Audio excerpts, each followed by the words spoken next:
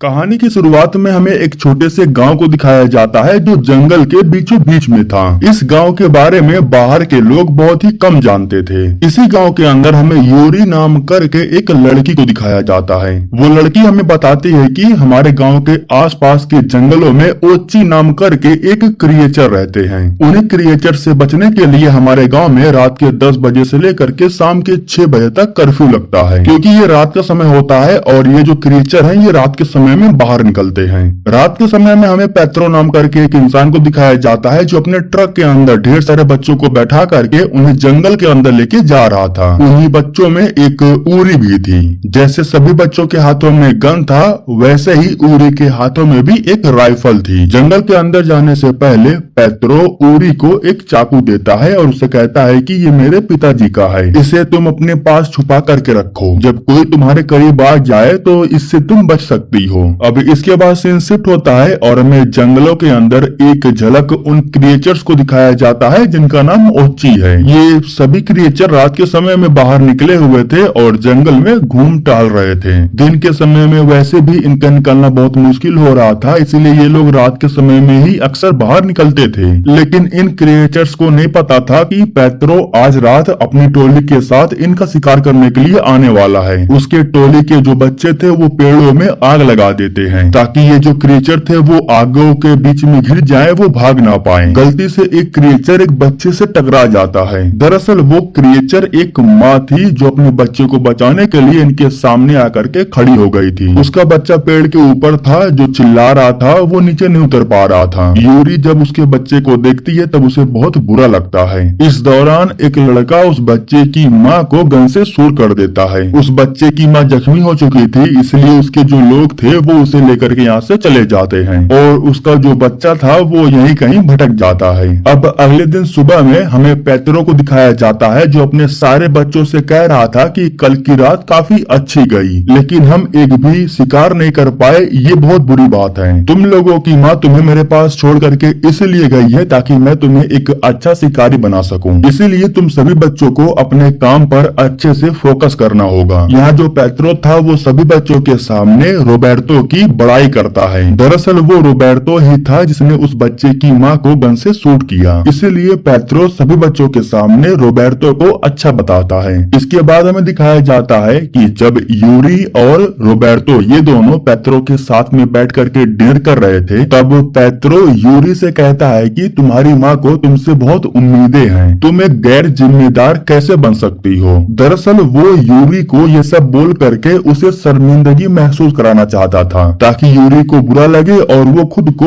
और बेहतर बनाए। लेकिन पेत्रो उसकी माँ के बारे में कुछ ज्यादा ही बोल देता है, इसीलिए यूरी को बुरा लग जाता है। वो खाने को ठीक से खाती भी नहीं है, खाने को छोड़ करके वो जंगल की तरफ चली जाती है। जंगल के अंदर जाने के बाद उसे एक अजीब आवाज सुनाई देती है जो कि एक छोटे से गुफा के अंदर से आ रहा था और ये आवाज थी एक ओची के बच्चे की जो एक ट्रैप में फंसा हुआ था। वो जैसे ही यूरी को देखता है तो और जोर से चिल्लाने लगता है क्योंकि वो उसे देख करके डर जाता है। लेकिन यूरी भी उसे नुकसान नहीं पहुंचाती है, बल्कि लकड़ी की मदद से उसका गला दबा करके उसे ट्रैप से आजाद कर देती है। अब वो बच्चा आजाद तो हो गया था, लेकिन पैर जख्मी होने की वजह से वो चल नहीं पा रहा था। उस बच्चे की हालत को देख करके यूरी को उस पर दया आ जाती है। और वैसे यूरी एक दयालु लड़की है, बस वो मास्टर के कहने पर शिकार करने के लिए जाया करती थी। उस ओची के बच्चे को बैग में डाल करके उसे ले करके वो अपने घर पर आती है। बच्चे के पैर में चोट लगी हुई थी, इसीलिए उसे काफी दर्द हो रहा था। यूरी उसके जख्मों पर मलहम पट्टी करती है, फिर उस बच्चे को भी काफी अच्छा महसूस होता है। कमरे में जो पौधे लगे हुए थे ना, उस पर कीड़े थे। उन्हीं कीड़ों के साथ वो बच्चा जब खेल रहा था तो उसी वक्त बाहर कुछ बच्चे थे जो गन से खेल रहे थे। जब गन की आवाज वो क्रिएचर सुनता है तब काफी डर जाता है, फिर वो भी जोर जोर से चिल्लाने लगता है। उसके चिल्लाने की आवाज रोबर्टो सुन लेता है। उसे मालूम चल जाता है कि कमरे में कुछ तो जरूर है। जब वो यूरी के कमरे में आता है तब वो यूरी के साथ में उस बच्चे को देखता है। वो गन लेकर के जब यूरी के सामने खड़ा था तब यूरी उससे कहती है कि मैं इसे संभाल लूंगी, ये हमें नुकसान नहीं पहुंचाएगा, और वैसे भी ये एक बच्चा है, मैं इस बच्चे को इसकी माँ के पास पहुंचा करके रहूंगी। मुझे पता है तुम भी दयालु हो और तुम इन क्रिएचर्स को नुकसान नहीं पहुंचाना चाहते हो। इतना कहने के बाद यूरी उस बच्चे को लेकर के जंगल की तरफ चली जाती है और रोबर्तो इसके बारे में किसी को कुछ नहीं बताता। अगले दिन सुबह में जब उसके मास्टर उससे यूरी के बारे में पूछते हैं तब वो सीधा बोल देता है कि मुझे नहीं पता, वो सुबह से ही पता नहीं कहाँ गायब है। इसके बाद पेट्रो यूरी के कमरे में जाता है जहाँ उसे एक लेटर मिलता है। लेटर पर यूरी ने लिखा था कि अब वो यहाँ पर नहीं रहना चाहती है, वो इस जगह को छोड़ करके हमेशा हमेशा के लिए जा रही है। लेटर को पढ़ने के बाद पेट्रो को भी काफी बुरा लगता है। वो इतना हिल इसलिए गया था क्योंकि उसे भी बच्चों की जरूरत थी।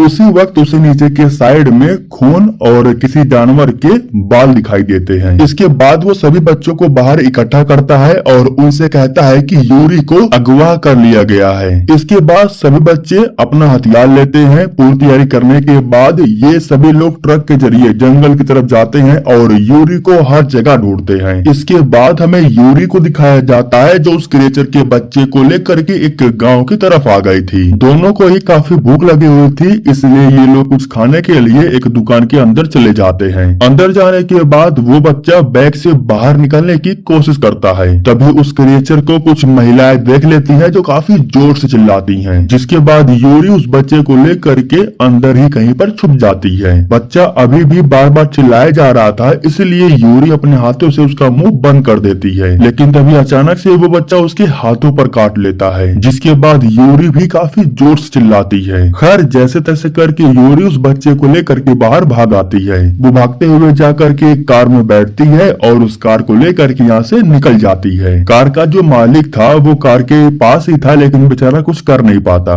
बच्चे के काटने की वजह से उसके हाथों पर सूजन आ गया था और यूरी को कुछ अच्छा महसूस भी नहीं हो रहा था। उसे पता नहीं क्यों चक्कर जैसे आ रहे थे, इसलिए वो कार को अच्छे से ड्राइव नहीं कर पाती है। वो कार को लेकर के रोड से नीचे उतर जाती है। इधर जो पेट्रो था वो अपने बच्चों की टोली को लेकर के रोड से होकर के जा रहा था। रास्ते में वो उस कार को देखता है जिस कार को यूरी कुछ समय पहले चला रही थी। यूरी का नकली दांत कार में ही पड़ा हुआ था। उसको देखते ही पेट्रो समझ जाता है कि यूरी कहीं आसपास ही है। इसके बाद हमें यूरी को दिखाया जाता है जो उस बच्चे को लेकर के जंगल के अंदर गई थी। यहाँ हम देखते हैं कि यूरी का हाथ पैर पूरा नीला पड़ रहा था, जिस तरह उस क्रिएचर के बच्चे का था। क्रिएचर का बच्चा जिस लैंग्वेज में कुछ भी बोल रहा था उसे समझ पाना तो नामुमकिन था। सिर्फ उसके प्रजाति के ही उसकी भाषा को समझ सकते थे। लेकिन हैरानी तब होती है जब यूरी भी उसकी बातों को अच्छे से समझ पा रही थी। वो भी उसकी भाषा को समझ करके उसके ही भाषा में उससे बात कर रही थी। शायद काटने की वजह से ही उसके शरीर में बदलाव आ रहा था। यूरी काफी एक्साइटेड हो जाती है और डांस करने लगती है। एक्साइटमेंट की वजह से वो एक गड्ढे में गिर जाती है जो कि ट्रैप बना हुआ था। इसके बाद वो बच्चा पेड़ के ऊपर जाकर के बैठ जाता है और यूरी को उस गड्ढे से बाहर निकलने का इंतजार करने लगता है। इसके बाद हम पेट्रो को देखते हैं जो कि अपनी टोली को लेकर के जंगल में आ गया था और वो यूरी को ढूंढ रहा था। जिस गड्ढे में यूरी गिरी थी ना, उस गड्ढे के पास एक महिला आती है जो यूरी को उस गड्ढे में से बाहर निकाल करके उसे अपने साथ लेकर के अपने घर पर जाती है। घर पर ले जाने के बाद जब यूरी को होश आता है तब वो उस महिला को देखती है। उस महिला को देखने के बाद यूरी उसे माँ कह करके पुकारती है। महिला का नाम था डासा और माँ कहने का मतलब यही था कि वो यूरी की माँ है। उसने यूरी को पेट्रो के पास छोड़ रखा था। जब यूरी को होश आता है तब वो अपनी माँ से पूछती है कि वो बच्चा कहाँ पर है। मुझे उसकी भाषा समझ में आ रही है, मुझे उस बच्चे को उसकी माँ तक पहुँचाना होगा। जिस पर उसकी माँ कहती है कि ये नॉर्मल है, ये भाषा मैंने ही तुम्हें सिखाया था। इतना कहने के बाद वो एक फ्लूट लेकर के उसे बजाने लगती है। फ्लूट में से ठीक वैसा ही आवाज निकल रहा था जिस तरह का वो क्रिएचर निकालता था। यूरी कहती है कि फिर भी मुझे उस बच्चे को उसकी माँ तक पहुँचाना होगा, वो बहुत मासूम है। जिस तरह आपने मुझे लावारिस छोड़ दिया मैं उसे नहीं छोड़ सकती। यह सुन करके डासा को भी बहुत बुरा लगता है। रात के समय में डासा के घर के बाहर हम रोबर्टो को देखते हैं। उसे पता था कि यूरी इसी घर के अंदर है। अगले दिन सुबह में जब डासा उस फ्लूट को बजा रही थी तो यूरी उठ करके उसके पास जाती है, जहाँ यूरी को पता चलता है कि उसकी माँ ने उन क्रिएचर्स के बारे में काफी रिसर्च की है। यहाँ डासा अपनी बेटी को बताती है कि उनकी भाषा को सिर्फ उनके लोग ही समझ सकते हैं। वो इंसानों से नफरत करते आ रहे हैं। जिस बच्चे को तुम उसकी माँ के पास लेकर के जाना चाहती हो वो तुम्हारे साथ रह चुका है। तुम जैसे ही उस बच्चे को लेकर के उसकी माँ के पास जाओगी तो उसमें से इंसानों की स्मेल आएगी। उसकी माँ उस बच्चे को एक्सेप्ट नहीं करेगी, वो उस बच्चे को फेंक देगी। यह सब बकवास सुन करके यूरी को अपनी माँ पर बहुत गुस्सा आता है, इसलिए वो अपनी माँ पर चिल्लाती है। उसे अपनी माँ पर बिल्कुल भी विश्वास नहीं था, क्योंकि जो अपने बच्चे को छोड़ सकता है वो दूसरों की बच्चों की क्या ही परवाह करेगा। यूरी जब मैप को देखती है तब उसे मालूम चलता है कि वो क्रिएचर कौन सी लोकेशन पर रहते हैं। जब उसे इसके बारे में मालूम चल जाता है तब वो अपनी माँ को छोड़ करके बाहर चली जाती है उस बच्चे को ढूंढने के लिए। उस बच्चे को ढूंढने के बाद वो उसे लेकर के उसके लोगों के पास जाना चाहती थी। वैसे रोबर्टो ने इस जगह का एड्रेस पेट्रो को काफी समय पहले ही बता दिया था, लेकिन उसे यहाँ आने में काफी वक्त लग जाता है। वो अपनी टोली को लेकर के तब यहाँ करके यहाँ पर पहुँचता है जब यूरी यहाँ से जा चुकी थी।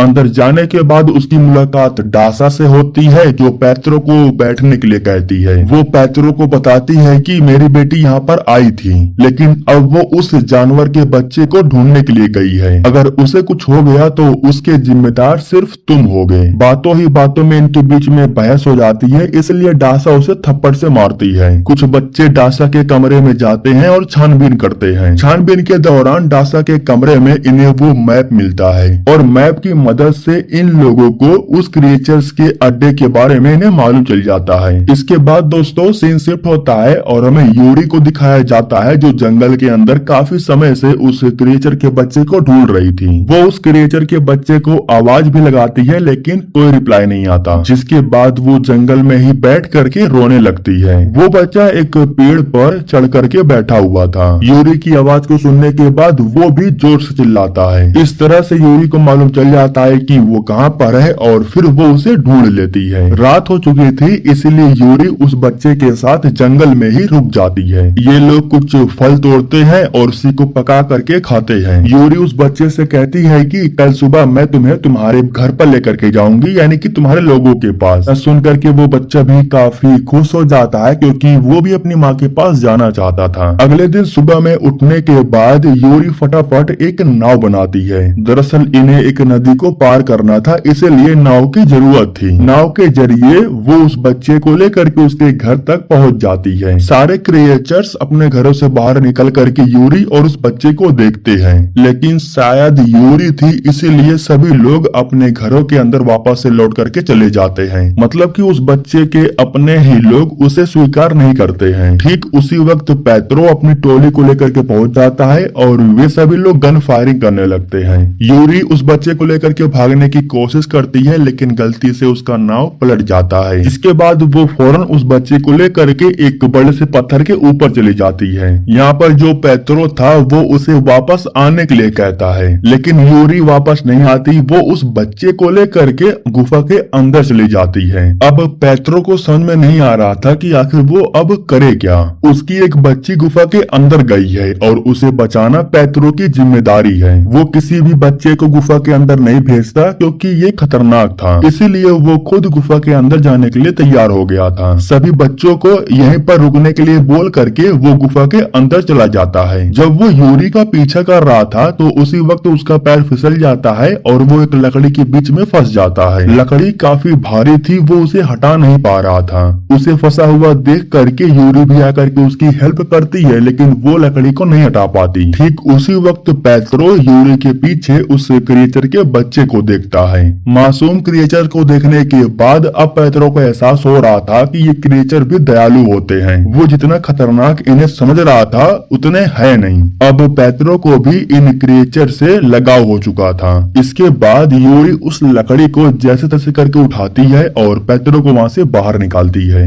इधर जो बच्चे थे उनसे रहा नहीं जाता है, वो यूरी की नाव ले करके गुफा के अंदर आ जाते हैं। यहाँ हमें मालूम चलता है कि डासा भी गन ले करके गुफा के अंदर आ चुकी है, क्योंकि डासा को भी अपनी बेटी की फिक्र हो रही थी। वो अपनी बेटी को बचाने के लिए आई थी। इधर जो यूरी थी वो गुफा को पार करने के बाद उस जगह पर पहुंच जाती है जहाँ पर ढेर सारे क्रिएचर बैठे हुए थे और इन्हीं क्रिएचर्स के बीच में उस बच्चे की माँ भी थी। लेकिन उसी वक्त पेट्रो अपने बच्चों को देखता है जो गन लेकर के अंदर आए थे। हालांकि पेट्रो रोकने की कोशिश करता है, लेकिन तभी एक बच्चा गन से क्रिएचर को शूट कर देता है। शुक्र था कि गोली जमीन पर जाकर के लगती है, किसी क्रिएचर को चोट नहीं आती। ठीक उसी वक्त रोबर्टो पीछे से जाता है और उस बच्चे के हाथों से गन को छीन लेता है। उस बच्चे की जो माँ थी वो काफी गुस्सा हो गई थी, लेकिन तभी डासा उस फ्लूट को बजा करके इन क्रिएचर से बात करने लगती है। मतलब कि वो एक प्रकार से इन क्रिएचर्स को शांत कर देती है। इसके बाद यूरी बच्चे को ले जा करके उसकी माँ के हवाले कर देती है। एक बच्चे को अपनी माँ से मिलता हुआ देख करके यूरी और उसकी माँ ये दोनों ही काफी इमोशनल हो जाते हैं। उसी वक्त यूरी की माँ भागते हुए अपनी बेटी के पास जाती है और उसे गले से लगा लेती है। यहाँ पेत्रो को भी अपनी गलती पर पछतावा हो रहा था और इसी के साथ ये कहानी यहीं पर खत्म हो जाती है। दोस्तों, हमारे YouTube चैनल को सब्सक्राइब करने के लिए आप लोगों का दिल से शुक्रिया।